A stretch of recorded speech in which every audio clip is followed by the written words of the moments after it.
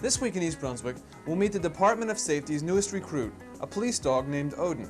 We'll talk to the dog's owner, Sergeant John Jensen, about the training and use of police dogs. Chris Shirley will visit Daddy's Deli on Route 18, and Adrian Eisner will discuss the AT&T divestiture and what it means for long-distance telephone use.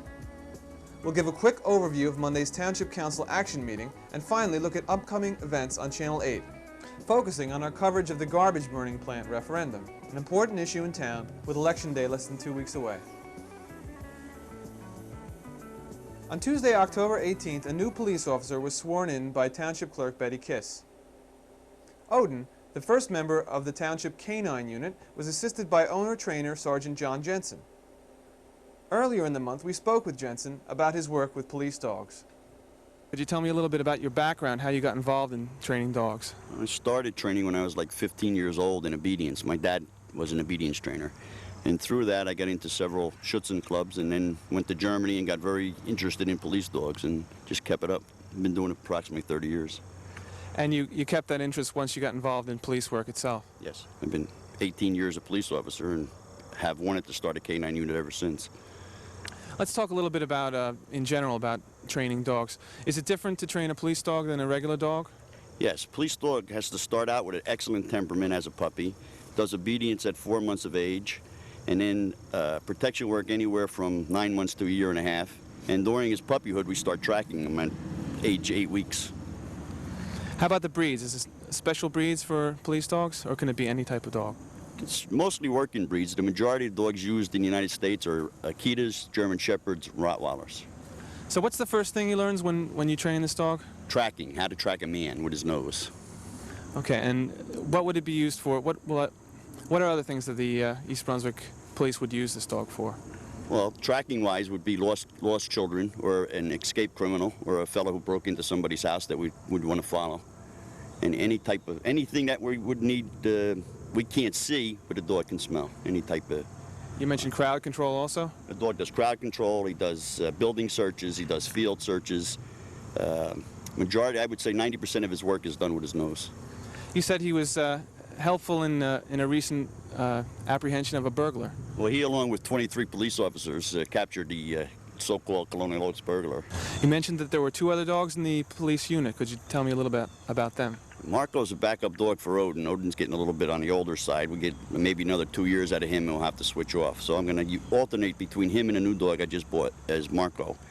And the third dog is my partner in the business, and a patrolman, Byron Caith, who's going to be my backup. When I'm not available, he'll use his dog, Rom.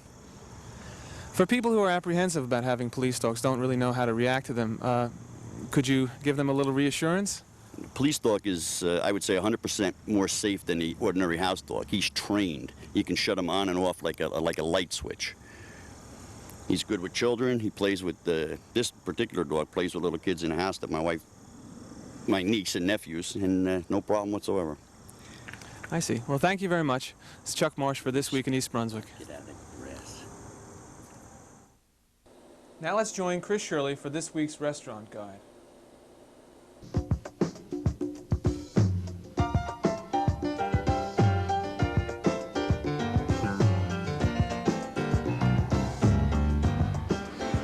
Hi, Chris Shirley here for This Week in East Brunswick. Welcome to my restaurant guide. I'm standing here outside of Daddy's Deli, which is located on Route 18 next to Pathmark, specializing in sloppy joes, oversized sandwiches, and kosher-style food. We will be stepping inside to speak with the manager, Ralph Panunzo. So Ralph, how did the name Daddy's Deli come about? Basically, they were at a loss for a name. They sat around, the managers and the owner and everything, trying to decide on a name, and they couldn't come up with anything. And they're at one of the manager's houses, and the children said, "Let's go to Daddy's Deli." And everybody said, "Daddy's Deli, that's it." Let's talk about the food you serve here. For instance, the oversized sandwiches. Yeah, we make large deli sandwiches, and we've tried to make sure that our sandwiches have more meat and our sandwiches are larger than all the competition, hoping to build a reputation because we know we're a new restaurant. And how about your homemade soups? Yeah, I have a chef that's been a chef for 27 years, and he makes all our soups homemade from scratch. In particular, he makes a cream of broccoli that's just fantastic. And what other types of soups does he He make? also makes a cream of spinach. He makes a New England clam chowder. He makes a vegetable soup. He makes a chicken noodle soup that's out of this world. And how about your luncheon specials? Okay, we're a deli, but we also serve hot foods, and we try to have a variety. Like during lunch, we have my special. We run an omelet special with a cup of soup, or a hot open roast beef sandwich, or sometimes a salad. Now the warm weather's coming, we try to, put a salad on the lunch special so people have a variety of different things to eat. Earlier you told me you make the largest sloppy joes in town. Can you tell me about that? Basically, a sloppy joe sandwich, for those who don't know, is a triple-decker sandwich on thin rye bread with 3 different types of meat and coleslaw and Russian dressing. Usually they're made for party platters. People have them on trays, and it's for numerous amounts of people. Well, they're very popular, so when they opened this restaurant, they decided to make an individual sloppy joe, which is the same thing. It's three triangle sandwiches. It's an enormous amount of food if anybody eats. It's a great sandwich. You're known as a kosher-style deli.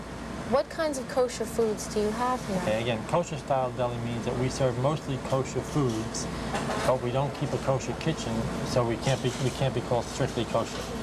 We have stuffed derma, we have kosher salami, we have kosher pastrami, corned beef, and things of that nature.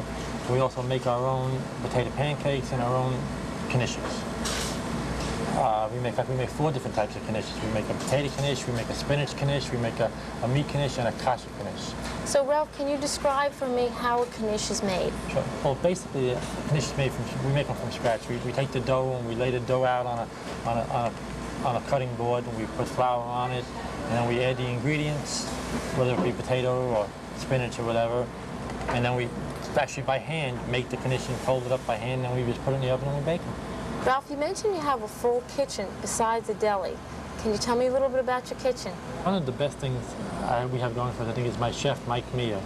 He prepares all our foods in the kitchen fresh daily.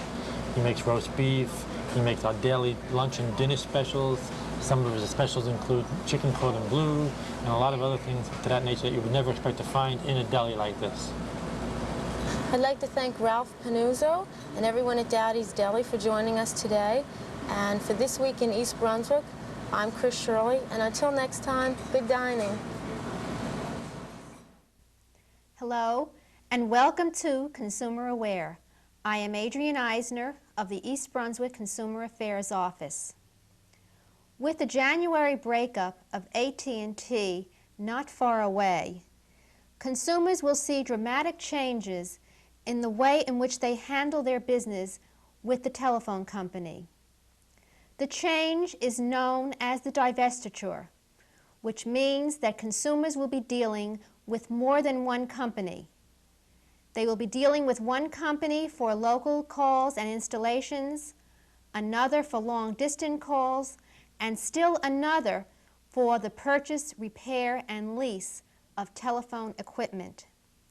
As we get closer to January 1st, we will be meeting with community groups and speaking to you again on Consumer Aware so that you will be aware of all the changes that you will be experiencing. Customers will be required at that time to choose between AT&T Communications or other carriers as their primary long-distance carrier. Their long-distance calls will be automatically routed through the company of their choice. However, with AT&T slashing some of their long-distance rates and competitors coming into the field, such as MCI and Sprint, there will be many promotions offered to customers, and experts agree that picking a long-distance carrier could be quite confusing.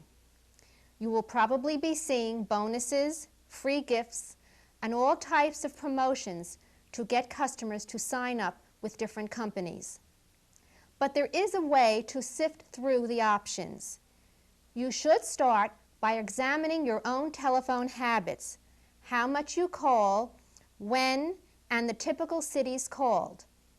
The amount you call can be significant because that alone can determine if using a competitive long-distance carrier makes sense.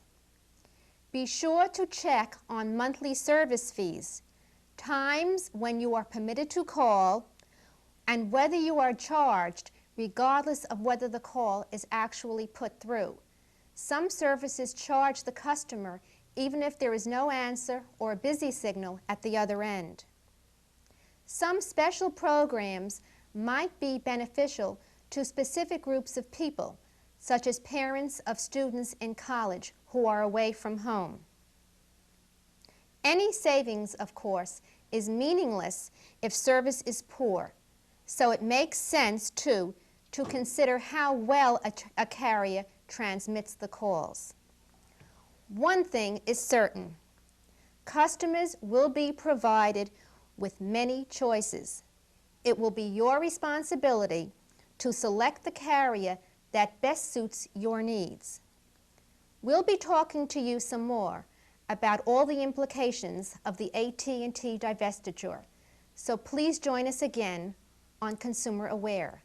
If you have any questions and you would like to speak to us, call us at 390-6954. We're in the office Monday through Friday, 9 a.m. until 1 p.m. Please join us again. At this week's Township Council agenda meeting, members passed an ordinance requesting the Planning Board to investigate the designation of areas along the Raritan as blighted for condemnation purposes. This in line with the Waterfront District Plan to revitalize 200 acres outlined at the October 18th Council meeting by the Department of Planning and Development. Included in the acreage is the site of the proposed Resco garbage incineration plant. In other matters, during the public portion, Mayor Fox was asked if East Brunswick is getting its fair share of federal aid. And there are two ways that you qualify for money directly. One is by being a decaying urban area. And the other is if you have more than 50,000 population. Now, we don't happen to have either. And what money is around tends to go, you're right, it tends to go to the cities. It tends to go to the decaying urban areas because that's the policy of the state and federal government. But we get our share when it's available. And there is before the Congress, although I haven't seen the bill, a Clean Water Act of 1983 that may have some funds in it. But we have, we monitor all of the grant-making agencies and all the programs that are available. And we have got EDA loans for businesses, and we certainly get our share of Green Acres money. And when there are grants for other things, we get those as well. Channel 8's coverage of the garbage burning plant referendum will be as follows. This Friday, October 28th at 8 o'clock, the Cause Rally Against the Plant, a 2-hour program featuring a wide variety of speakers. This program will be repeated on Monday the 31st. On Wednesday, November 2nd, Saturday, November 5th, and again on Election Eve, Monday the 7th, Channel 8 and Ria Basroon will present a comprehensive look at both sides of the issue, featuring environmentalists, local officials, as well as representatives from Resco and Cause. Next Friday evening, Resco will offer part 2 of its presentation featuring interviews with East Brunswick residents. Please tune in and cast an informed vote.